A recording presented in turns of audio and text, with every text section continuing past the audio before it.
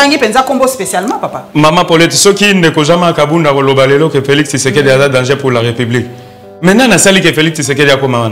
Hier, mon Félix Aloba, le changement, c'est Martin Fayulu.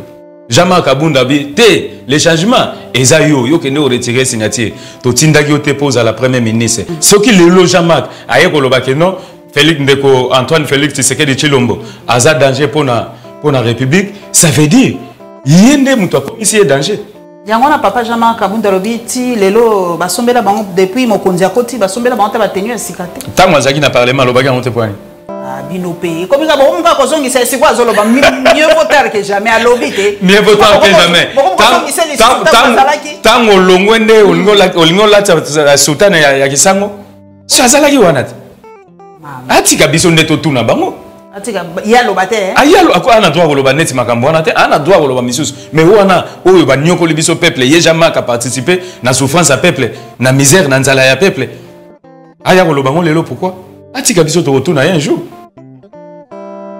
Moulita Franck Diongue Biminéa, n'ayant pourquoi à sa position. Il avait claqué la porte à Moïse Katumbi pour quelle raison? Alors moi qui m'opanza Moïse et ensemble pour la raisonner.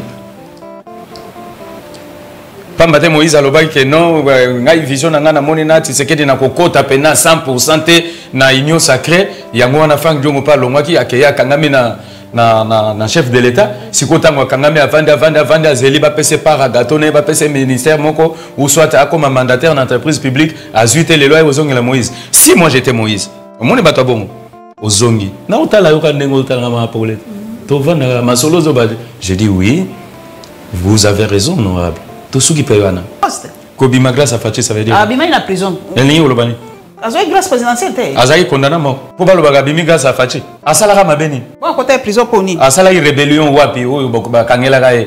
O falagi Franck Diongo a kende CPI to bobo mena mboko. Asala ini.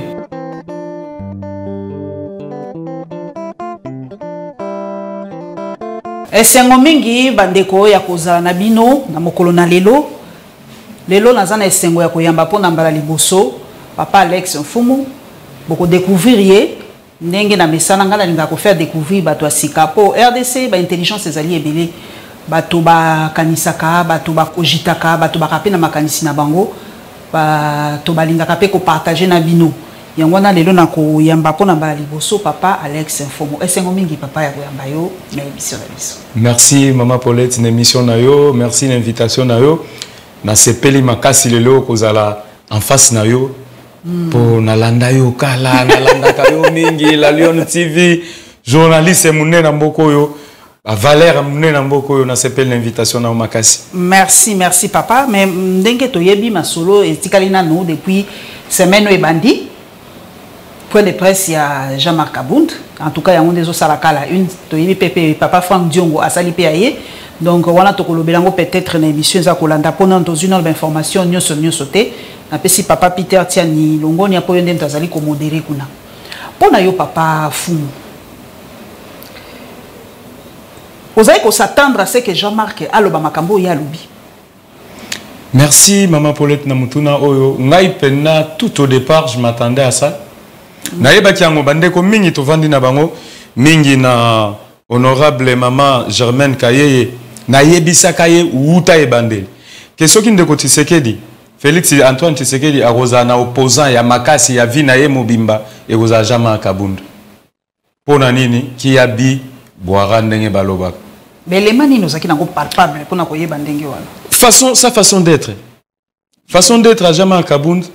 Tala na intronisation na ye mukolo oyo ye aye na IDPS tamba yambe na IDPS discours to maloba nini oyo papa Tshisekedi aloba na Jean-Marc Kabunda yango ekomisa ka ye orgueilleux. Tina pour wana komaki wana. Jean-Marc ok. Trop potent. Oh, bobo sani que Jean-Marc. Maman, tozonga simate. Jean-Marc Moutayebisa mo continue que je t'ordonne de retirer la signature avec force. Oh, maman Ozaï na ishasate. Il a ordonné à Félix à retirer la signature. En tant que qui a ordonné? En tant que voilà à l'époque Azaki président par intérim, tant Baba Kei na Genève.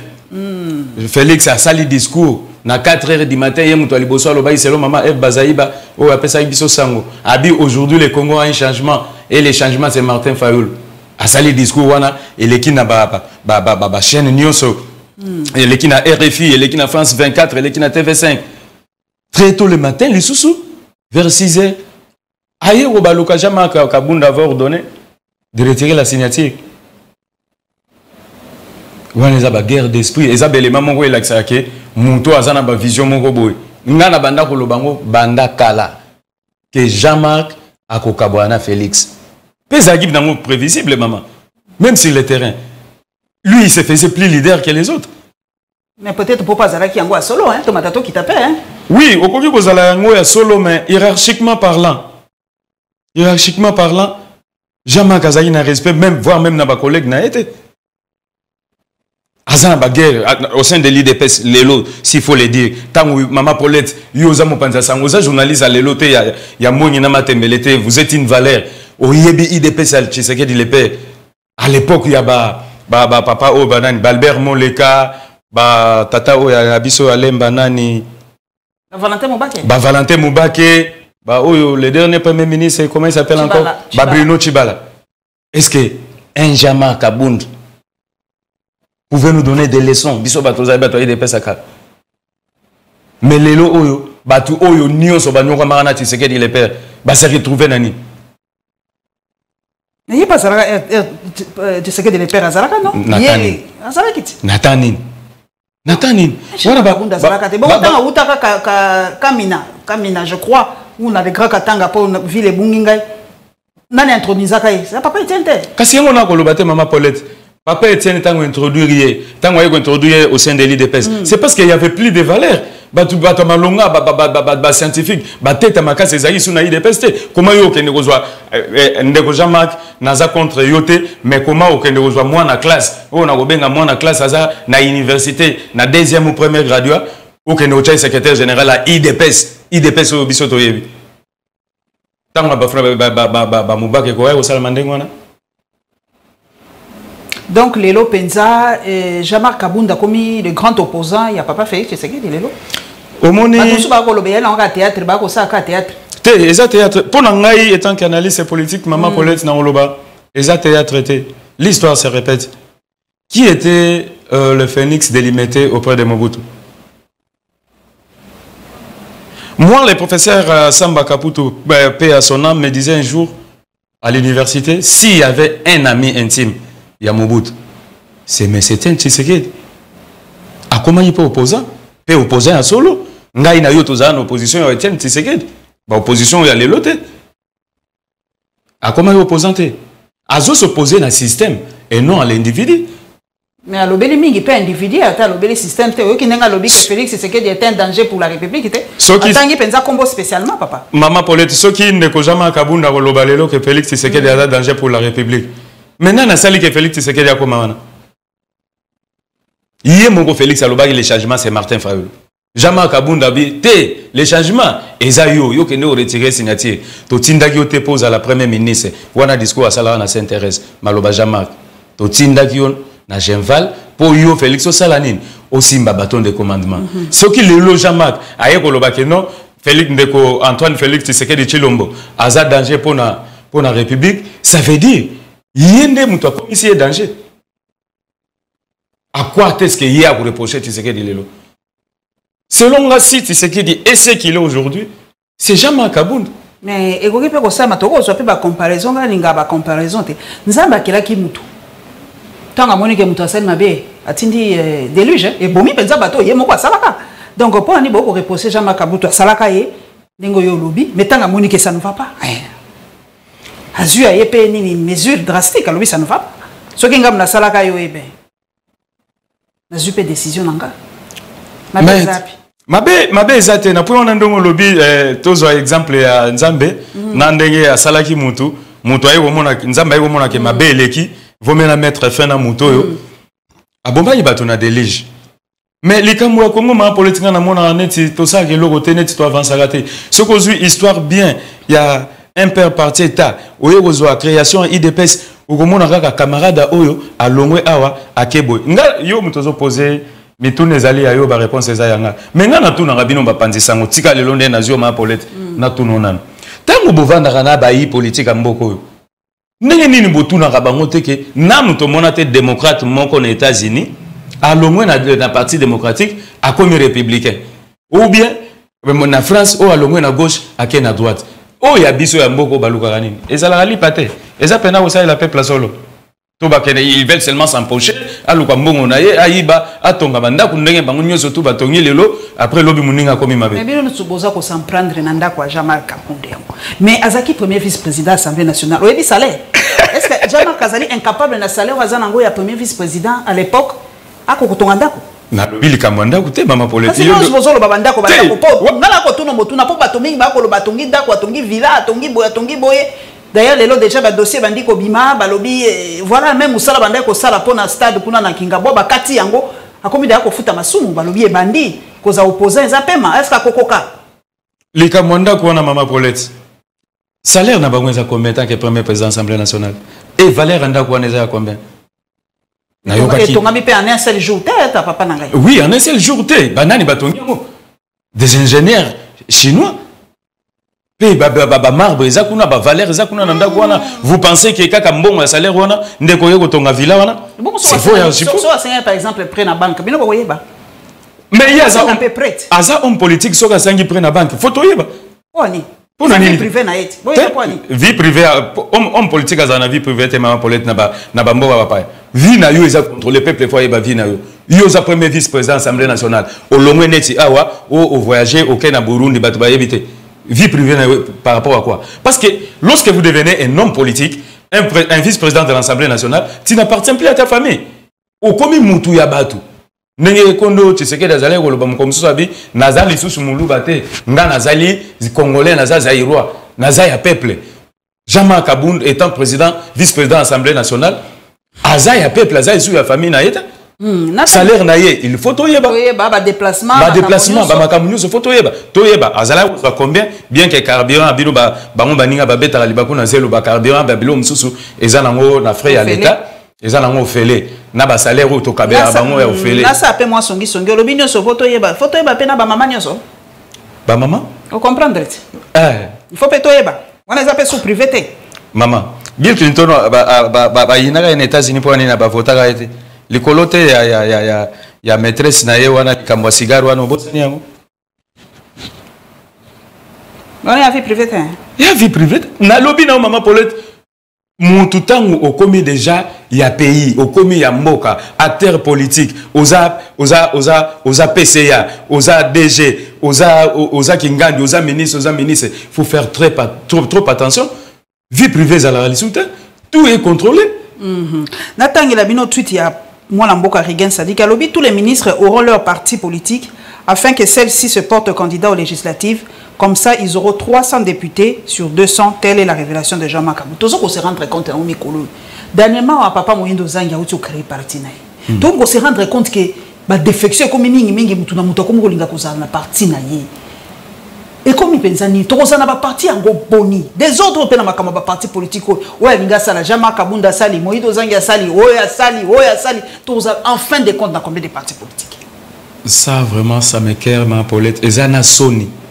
Comment on mboka lokola RDC tozo koma na ebite lelo so komi ba 800 déjà na ndambo. Na ebite tozo ke na ba 1000 te pour modèle à l'euro yo na ebite. Eza soni yango na lobby fallait to koma pe lokola ba mboka mususu neti na France neti na États-Unis oza na gauche tikala na gauche oza na droite tikala na droite. Mais idéologie na bango pe to ebite est-ce que baza de droite et de gauche to yeba pe bon to yebite okomona mutu oyo ndeko Kabila zaki na pouvoir lobby a fini Kabila oh non Kabila aza dictateur biso toza boy bozo partager vision politique mon côté mais à un moment donné beaucoup de gens travaillent ensemble maintenant vous faites quoi dans la vie bozo sani bozo na idéologie mon côté oh ba lobby ba on baza ba nationaliste biso to lobby oh baza ba démocrate bon beaucoup travailler ensemble comment au moment na palu et yo sangana IDPS baza na vision politique mon côté siko beaucoup sangana ndengeni bozo prenez nini ba parti wana mama ngana benga ngweza ba l'élaborer ses enfants.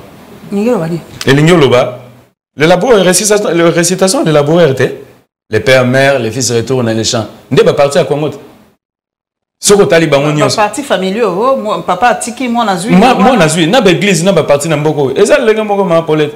Mon sousou awa Si j'ai une bonne mémoire, ils ont une époque en année, balobite yo kozamini c'était malamo pesa mutunayo mutumongo a parti. Ake kobimisa obe moi sinaye. Donc on a parti on a batu musu bazala raté. C'est comme ça. Batu bazolu kande mbongo bazolu kako aider peuple té maman Paulette. Donc même Jean-Marc Makambo salut donc ezaka pour intérêt na ya kantine peuple té. Oh Jean-Marc eza intérêt na soka kanisa ka peuple alinga banda ko kanisa peuple bandage a kanisa ka peuple té. Aïba que ceux qui ne connaissent pas comme président de la République, Ngaï Jean-Marc Nagouzala, soit président assemblée, soit Nagouzala premier vice national, et ça va calculer Naïba, Aïba Gam Bandaka. Aïba Sara, maman Janine Mabundane. Na Longwe, na Bimi, na grande porte, yo Bimela. Na fenêtre, ta la kaka Iba bête. Et ça la manité. Azaki n'a pas calculé Naït. Yé petit azo Bimi Sawana, Azana ba calcul Naït, Abimi Saba député, Alia ba 10% ba député wana. Alobi le quoi Franck Diongo pe na tangia wa alobi le régime Tshisekedi a lamentablement échoué. Papa Franck Diongo pe outi ko lobango et tozo tourner émission wa na point de presse ko sala. Le régime a échoué. Yo zali motabwania. Vous allez proche du peuple. Point de vue les amis. Et échoué tout échoué te régime ya papa Tshisekedi. Non, s'il faut le dire, maman Paulette, to longola soni to longola ko banga mboka za mboka na biso tu. Ya mboka na biso nyoso to bana Congo. Régime ndeko Tshisekedi na ndeko nani Sama Lukonde mama ba échoué ya solo ba échoué pour nani nini oyo tata mokonzi la kaka peuple congolais oya kokisi na nyonso ya laka gratuité de l'enseignement papa Franck Diongo a déjà fait échec gratuité pour aller gratuité maman est-ce que yo ndongo za noko tangisa mwana école la gratuité to longo la complaisance nana zana mwana te me bana yaya ya liboso azana yese misatu batikali bango nyonso bazana privé moko azana malula moko azana na école en Nerombungu le vin Nerombungu fuma banga moyo moi ma fille à moi anini mfumo azo passer 5e école en Nerom pour nini na lomoli bana gratuité est-ce que bana batangi normalement comme il faut baseli ici ba matière lelo enseignant na grève lobby bana bakende bazongi ndako quelle gratuité maman. Gratuité ni ba kolobela biso ayam beaucoup tu ya ko cha gratuité balinga ba salanini balinga ba licencier ba identifier ba enseignant nyonso ba identifier ba bi que tous na bota ba d'enseignant ba créer l'école lolenya ya ki ko sala réflexion ne ba réflectionnaki o ya mokengele ya biso ya lemba ba créer l'école moderne bongo sur l'étendue du territoire national. Réserver budget mon net par exemple non na budget enseignement to réservé autant et pour permettre que durant toute une année scolaire tu ba kozwa ba déficit ba kozala bien payé mais à ça la monté aye ka kezala ka po ba mona ke Kabila a mona kana gratuité za kana na constitution appliquer ka ngote biso so to bito appliquer mo ba robete la biso maboko wana za chantage ba betel bino maboko oui gratuité mais où en sommes-nous avec cette gratuité là? Au moment où on a projet d'examen d'État, monsieur Segokoya, qui va résulter au bimate ceux qui va foutre bisoter. On connaît les Congo. Bato nayoka ki papa SG Kabuya lobi il faut balongola papa Kabundu mandana ye donc IDPS récupérer mandana ye donc alongola quoi député. Est-ce que selon loi et quoi salema? Normalement oui selon la loi et ça que ceux qui osaki élit au sein d'un parti politique. Ceux qui ont le moins à partir, ils ont perdu des mandats. Mais il y a des législatifs. Il était radié de l'UDPS, il était viré de l'UDPS. Alors, il y a un côté. Donc, ils sont un peu différents. Mais là, il faut que tout le monde juriste. Il faut que tout le monde juriste. Qu'est-ce qu'il faut faire? Parce que jamais crié, personne à Sambabi, n'a le moins à l'UDPS. Bino bat bolongola kingai, alors beaucoup longola, n'a pas mandat n'angate, à quoi compter bangope.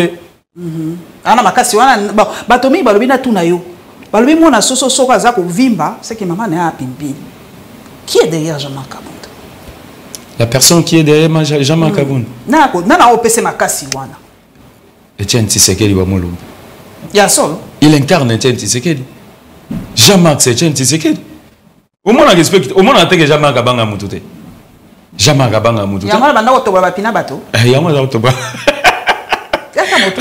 Maman Paulette, nana monaka honorable Jean-Marc Kabund aza mobali abanga raté soka zuba décision na ye o azwaka asale la kamo Je ne pense pas qu'il y a quelqu'un derrière lui ou Azotine de Kaye qui est salabo maintenant aux derrière lui.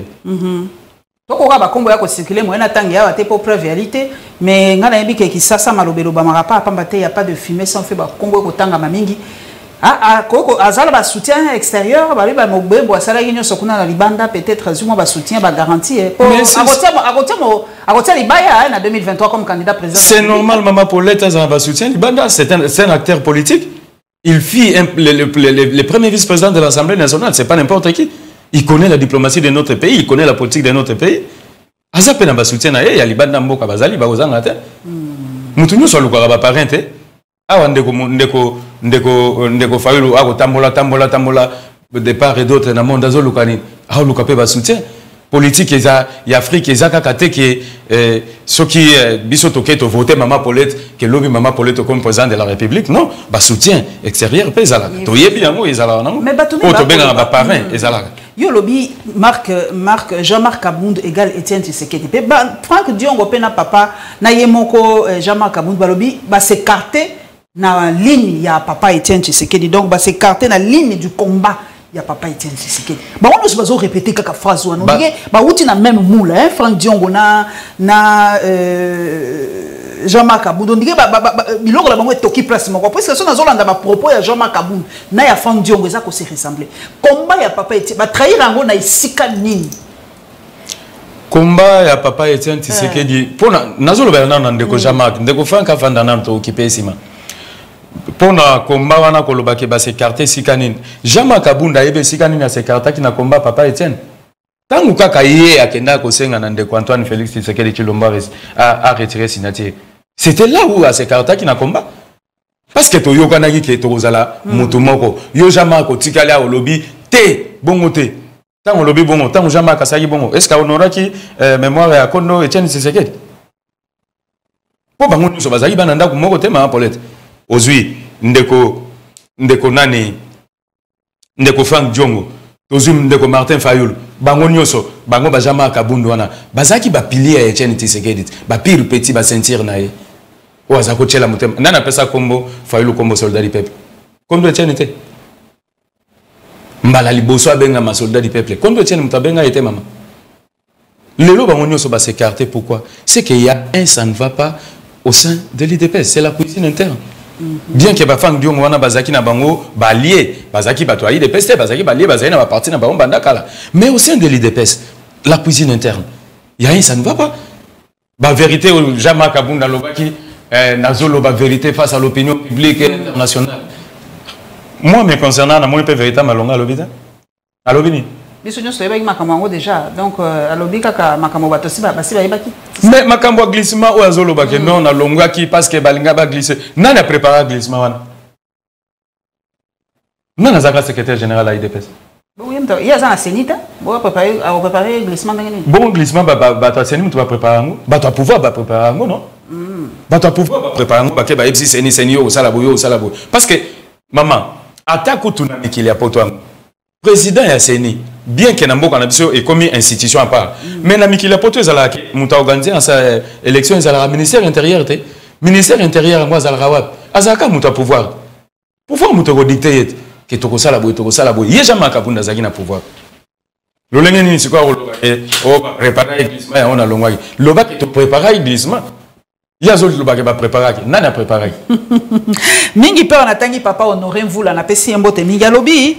Franck Diongo a craqué parce que Azu elo kazaye ko lukate yango na zongeli Moïse Katumbi batomiki bazolo ba liloba wana balobi a umeli Azu elo côté azalaki un prof atia ko sakanate a commis déçu tout ça on a yo posé ça même lecture kutu papa na so azaye pembe nanga na yambe ko yamba papa wa sali tweet wana honoré vous là papa honoré vous là en tout cas félicitations papa je suis de même avis avec vous oh je pense que ndeko Franck Diongo maman a bundi kala Abundi Kalazaki opposé à solo pembeni akondo Tshisekedi wa Mulumba mentor na bisonyo son mboko abundi makasi lita Franck Diongo lelo ebimi néant pour ngai Alex Mfumu lita Franck Diongo ebimi néant pourquoi à sa position il avait claqué la porte à Moïse Katumbi pour quelle raison alors moi qui Mopanza Moïse et ensemble pour la raison pamba te Moïse aloba que non ngai vision na ngana moni na Tshisekedi na kokota pena 100% te na union sacrée yango wana fang jongo pa longwaki akeya kangami na chef de l'état sikotango kangami avandi azeli ba pese para gâteau ba pese ministère moko ou soit akoma mandataire d'entreprise publique azuite les lois aux la Moïse. Si moi j'étais Moïse moni bato bongo ozongi na otala yoka ndengo otala ma Paulette to vanda masolo zo ba je dis oui vous avez raison honorable tout ce qui peut yana mais balobi parce que qui a bibouara balobi pas ali un grand pot abima qui grâce à président Fachi hein ndengeni ya balule moko ngaka po na kozanga poste kobima grâce à Fachi ça veut dire abima ina prison elini olobani azo grâce présidentielle te azali condamné à mort na tout n'était maman Paulette est-ce que Franck Dion azali condamné à mort pour baloba abimi grâce à Fachi asalaka mabeni bon côté prison pour ni asalaki rébellion wapi oyo bakangela kae o falaki Franck Dion a kende CPI to bobo mena mboko asalaki ni soka bimi na grâce présidentielle est-ce que azali mom to bimi na grâce présidentielle elingo loba ke soki obimi singa na grâce présidentielle atozo sala mabe na kanga monongo na vanda kaka na bana Orlando po bimi singa na grâce présidentielle donc ils ont une gratitude éternelle c'est ingrat par rapport à quoi Azukaka donc indépendance d'esprit naé atali lobby en tout cas attaque moi na mboka situation za mala moteti kana loba mais oui lobby pesa coïncidence pour bato batuni ba bindenge nini au sali point de presse juste après sortie il y a Jean-Marc Kabunda babi coïncidence na malobo bozo ke nango ndenge moko bato ba comprendre te ba préparer en placement bazai na maki placement yango bazo nga tuna te ya lobby eza penza yango te mais bana mboka ba congolais ba koma moi très regardant hein ba lobby eza trop proche et ba propos eza ka presque ndenge moko mais il faut la kan ndenge moko te maman Paulette ba baza na sponsor moko et ko kipe kozala mais je n'affirme pas parce que j'ai pas de preuve tangible mais maman Paulette soki totali malamu ba discours na bango mi balé ba point de presse wana et ko kokana pona nini soki tozui social à mboka maman tozui donc quand je parle les sociales sur tous les plans. Mais rien ne marche. Le lengeni siko Jean-Marc Kabunda lingaga betela ngo c'était alobakete koto réussir ou soit réussir te Franck Jonga ke lobake kuna réussir au moment où bisonyo soto tozaba avec l'été tozomona que rien ne marche. Siko Franck Jonga lingaga lobani. To Jean-Marc lingaga lobani. Gratuité échoué nango. Siko bino bolinga balobani. Banzela combien d'enzela? Chile gelo comme web. Soki chile soki chile gelo comme chile gelo comme web. Et Tony combien d'enzela? Bazala qui est bloqué. Hier, vous avez dit ici, FCC Moutozo bloqué, FCC boy, bah kabani na FCC pe mikolomilai. Kabila le père ngana mona na kisasa atoza bisonyo sawa atongi marché des libertés koto Jean-Pierre Bemba ako bundise Équateur MLC koto boye baba RCD Goma mboke zaka divisé mais atongi triomphal atongi marché à liberté. Sikoyo papa Fumu toke na le sika mususu pe tozo dossier mususu likambo ya vacances ya mokonzi ya mboka balobi na tuna yo moto abwanya est-ce que na loi na biso mokonzi akozwa vacances na loi na biso oui mokonzi akozwa vacances na bosani article les ali na absence prolongée nde soki eleki ya 120 jours ou ya maladie so mokonzi ya mboka azobela eleki 120 jours wana nde ntoma ya Sénat akoki kokamba mboka mokonzi ya mboka aza mutu au travailler pendant 3 ans sans repos. À Koki Kosenga Keno, Nazopema, moins 2 semaines. C'est un être humain. Mais Batomingi va comprendre te balobi pour la nina koko zwa koko bimalibanda pour esika kei comme nango marbella ne toyoki les alliés n'Espagne les alliés nini lieu moko balnéaire site balnéaire donc elle esika penza ya il y a repos ya bateau ya vacances place penza mbongo sikila ils place ba milliardaire ba millionnaire ba milliardaire ni ba kendaka. Balobi le moment n'est pas propice parce que mboka yana bitumba ba congolais ba comment osala ba comparaison balobi kuna na Ukraine le président zu vacances té mboka les ali pe attaquer balobi président koko bima te tant que mboka yali attaquer balobi ke bunagana esali plus d'un mois ezaka na maboko banguna balobi mokonzi il faut pas ali banda yo balobi na tuna yo est-ce que hôpital moko te na RDC ko ki ko soigner malade mokonzi mboka auto check up ko sala ngo na RDC te pour nani te akoki ko sala on RDC parce que mokonzi mboka ndenga zawana aza institution mobimba c'est les premiers citoyens de notre pays nous devons les protéger ndengo moni bande konde balobi bongo naza contre bango te naza pour bango. À des fois batuana bandeko na biso banoko na biso bamindele baza bato maele mabe. Pas mokonzi mboka akei ko vanda mama Paulette. Soki hôtel wana chambre eza par exemple 2000 €, mais comme eza mokonzi mboka eza suite présidentielle et aux aïsou na 2000 € te et ko matan cher. Ba dépense pe ko matebele. Pour na nini te to mona pe président moko européen juif vacances en Afrique. Toi la station balnéaire te bino bona nini na Congo mokonzi wa vanda. Ah pour nini eza ngabiso bango basalango basimbaka sultan nzambe. C'est pourquoi il faut to bongisa ke pa na biso. Ofani na lisala kuna atongi ba tongi ndako maison présidentielle moko boyono président lingi na vacances peut-être akene na Yukwiti na Sankuru bien na Kazamba kuna batongi loko moko ba lak pe tonda na mboka ba lak ele belé ba rivière ezali ebele pa rivière kasa ezali batongi loko moko bien mokonza na retraite ba garde républicain bazawana bake ba vandi pembeni mokonza sali ba séjourner à 2 semaines 3 semaines azongi na Kinshasa na capitale. C'est pas du tout mauvais. Pourquoi faut que ndaga na bapoto, pourquoi faut total la gaba mindele obeli awa ezo Poutine l'avait dit hein. Na Douma Mongo Bouna Landaye, Poutine Azoloba a traité le président africain en néant. Il dit ceci, vous vendez les colobes or, les colobes à colbat, les colobes à zinc, les colobes à richesse, mais vous avez toujours la main tendue vers l'Occident. Au bel aboye, où est-ce se faire soigner en Europe? Moi, nanayo, faut que nous tanga kuna na poto. Mukoloni bango kuna baroya otanga mukoloni bagobela baya. Nous avons des valeurs maman. Est-ce que ba médecin bazo si ça na université ba université nyonso jamboko baza incompétent au traité bato.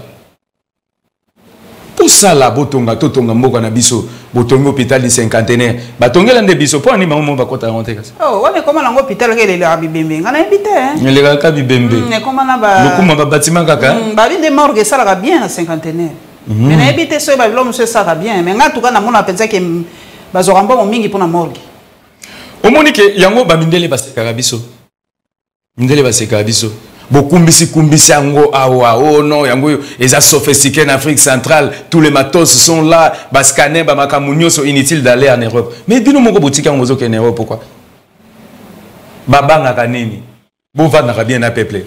Soki o vanda ka bien na peuple na yo hein. Yo mokonza mboka, yo député, yo ministre, yo kingandi, ovanda ka bien na bato, obeli. Est-ce que maintenant ko linga pena ke non, na boma mutu na ngai, ndeko na ngai oya mboka oyo, tango ayebi ke non oyo azaya biso, akosala ngote, ba ko lengelo kutu makasi. Bere wana pe ozomona mama Paulette, yango esala ke. Soko tali histoire mboka na biso, oyebi ke ba konza mboka na biso ebele. Ba kenda okufa ka libanda mboka, bo mitu na rate pona ni. Ko banda na baba cardinal Malula, ba cardinal tout. Bakufa libanda mboka pona ni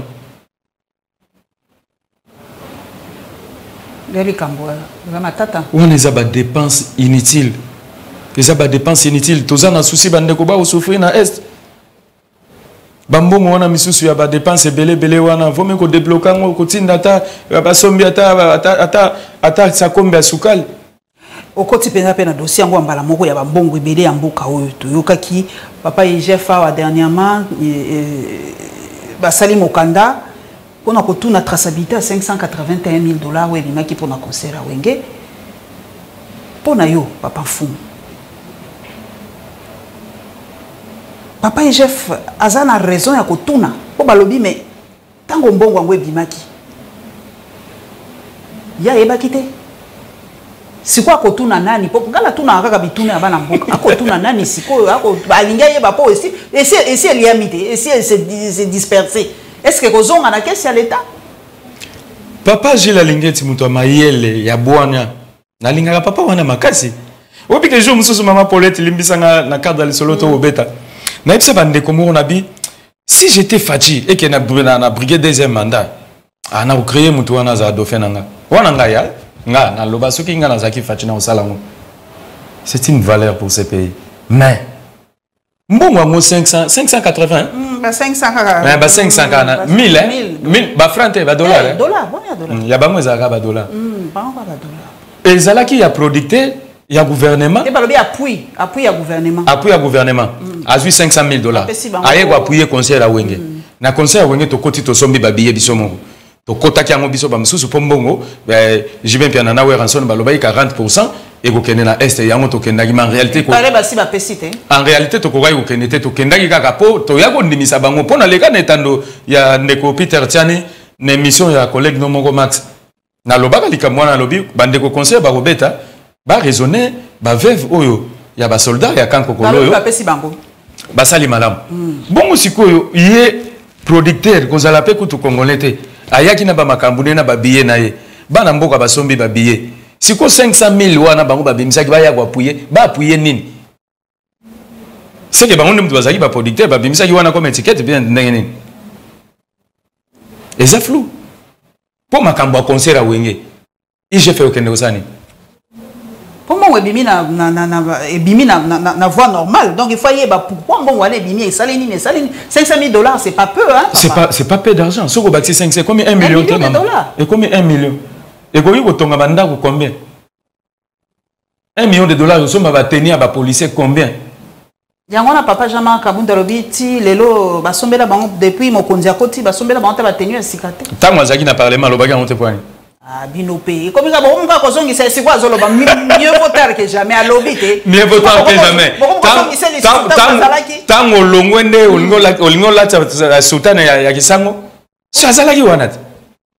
Atika biso ndeto tuna bango. Atika ya lobate ah ya ako ana droit koloba neti makambo wana te ana droit koloba misusu mais wana oyo ba nyoko libiso peuple ye jamais ka participer na souffrance à peuple na misère na nzala ya peuple aya koloba ngo lelo pourquoi atika biso to retourna un jour siko papa to mutuna penza suka to ke na est tango ya république situation ezaka kandenge wana yo ali motabwanya ngala tuna batoka question wana piste nini yo ko pesa po penza et kokata ko sila moi moké 20 ans c'est trop plus de 20 ans c'est trop maman Paulette piste eza simple ba conseil o nyonso baza pembe na mokonza mboka ba yebi solution oh maman ndenge tozoleka na Perfect Télévision tozoleka na la Lion TV na banzela ya ba réseau na chaîne na yo la Lion TV balanda biso solution eza simple faisons une guerre économique avec les Rwandais ça veut dire quoi.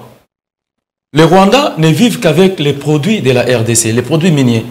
Tout ce qui est mine, il y a RDC, il y a un tonga Rwanda. Maman, au moins, na minute, tu as 14 heures, tu as 15 heures. Si tu as commis na goma siko, ba 16 heures, misale bando sila. Au comment ndenge ba Rwandais, bazo kota na mituka, bazo zonga Rwanda. Ba yako sala nini? Ki maçon, ki boy maçon, ba carreleur, ba ye, main d'œuvre ya goma, eza ba Rwandais. Tokanga frontière tu appliquer ndeko mwana mboka Adolphe Muzito alobaki to tonga mir wana so gouvernement go bimisa mbongo tende ba bimisi 500,000 ya concert a wenge biso peuple to sala pétition to cha $5 $1 to zwa mbongo wana to tonga mir to kabwa na Rwanda ou soit ceux qui baboyi idamir to kanga ba frontière nyonso richesse mon côté ya Congo coltan mon côté or mon côté ya Congo et quand sa frontière était comme en Rwanda. Prix oyo kagama sombe la rakuna. Parce que bande ngona biso mo basala ngo artisanalement non. Ba kosala faut pas teka na Rwanda. Pourquoi pas teka na Rwanda? Na Rwanda eza par exemple eza 0,75% les kilos. Awa na Congo eza 1,75% oteka wapi. A oteka kuna pas wa bénéfice belé. Bazo ka prix okagama teka la rakuna ba teka ngo awa. Produit moko teka tsa na Rwanda. A okoma na pénurie, usine ya transformation or asaliwana. Rwanda zana o makomi na balengo d'or o réseau utawapi si ko utawati so to bloquer bongo au monde te que a comme un problème ya ba chômeur a créer ba chômeur to ko éduquer facilement mais cause à moi pas si papa pour to côté na communauté des États de l'Afrique de l'Est hein yo mo yebi ba conditions za na n'importe quoi na to ratifier penza to côté penza to ke sani boke luganini kuna boza déjà na SADC ni na ngweza na côté boke luka o ezaki te na SADC bikota kota bindima ndimande koto boya te ma Paulette na côté boke ko kota kuna bato ngo wana ba ko bundisa biso ba corps militaire na kati ezali ke non faut batinda force moko e ya na S ya RDC pour na ko épauler déjà kala mingi te na ba gouvernement pour na ko épauler nos FARDC est-ce que FARDC est incapable de bundana ba Rwanda to zalaki na mamatunda la anyata bango te tina frontière to zalaki na mbunza mabe azongisa bango te tina frontière. Ça oui, ça la trahison, maman Paulette. On doit se dévoiler certaines vérités dans la vie. Batou o ba ko bundisa biso. Tous les sous barmen na bango, ba kota mopanza RDC, to bundisa ba M23. On a 4 ba M23, Kagame mutoza kuna na 4. Tous les sous Kagame pas awanat. Il pas continue biso sous basoda. selon ma cambozali na kati ya est-ce que ça a un sens même tozu moi na mongo ya 5 ans est-ce que ça a un sens les cambouana et ça a un sens ça ne s'explique pas mutazo bundisa yo na moi na butu azwa les sous basoda na ye baya kosanga na basoda na yo bo bundisa les sous bandeko na ye po M23 eza bandeko ya Kagame na bandeko Museveni ndambu basanga na te faut jouer avec la population pourquoi ce sont des bêtises maman to kundi mabilo wana guerre économique ndé penza yango ekosisa ngo pour ngai guerre économique et commettre Rwanda genoux parce que les seuls partenaires économiques potentiels actuellement à Rwanda et ça RDC pour ba minerai nyoso e ko utabe pa na bisoti oyo usine raffinerie or Kagame za na ko biloko mingi pa na bango ba ipare kuna na goma ba mai ba yaourt ba nini utape kuna te mama Paulette lokuta ba tomate kaka na maite na ba biloko musu ba jus ba biloko musu ba jini bendiemba osala wa na goma ba osala mote ba lobi uta kuna Rwanda te ah maman ouais ça c'est dit n'importe quoi ba ji oyo to ko mela ya ba soki nini bobenga ngoni soki ba Congo petit biloko na bango ba osala wana na goma ba ko sala mote na ko senga na bona yebi na nuteponga na koma goma te na ko senga bato ba kolandanga ba o bazali ba bita ngoma bokangela ngana ba fota ba jiponga na ba lobi ji uta ka goma mai uta ka goma sukale uta ka goma soki ezali ya solo bokangela ngana ba foto moke bo tindela ngai na yeba nano soki eza ya solo po papa lobi azondima penza te ngape na koma goma te donc na yebite na bwaki penza mbela na babita goma soki eza ya solo to eza lokuta bo ede ngai na yeba kote wana ngai émission ezali interactive bo répondre ngai soki ya solo ba jus ba mai ba biloko mususu eutaka na goma bo ede ngai moke papa tokomi na suka komi na suka po na nini faina lobelo pa suka na lingana loba suka osuki sama Paulette ko lobake sans les Rwandais la RDC va survivre mais sans la RDC les Rwandais ne survivent pas. Tokata na tokabwana. Intelligent. Biso moni mabena biso papa balobi na tuna yo mabena biso on croit to tia kama yele mingi kaka na ba mini yango wana. Mais Rwanda peut-être à côté kama yele na mini ta côté pe mayele na mutu. Exemple le Japon hein. Japon ils ont le côté ils ont la richesse c'était ya mabele ils ont na or te cobalt te mais bali puissance. Et l'autre chose en biso peut-être technologie. Non, to za na ba mitu. Voilà mito hein. Toza na mito maman. C'est question kake. L'organisation. Organisation ndenge muzaza koloba. Tout est question d'organisation. L'organisation, c'est une organisation interne. Prenons-nous en charge point barre. Point barre. Merci papa Alex Mfumu, merci mingi en tout cas na yebi ke lokolo bandi bo e porte na biso efungwami bato ba découvrir yo pe na mingi ba ko sepela na yo. En tout cas nzamba pambola bino, apambola pe bino lokola. Merci mingi. Ngai ne mutu na kopesa yo merci maman Paulette. Merci. Tokomona na mbalasima.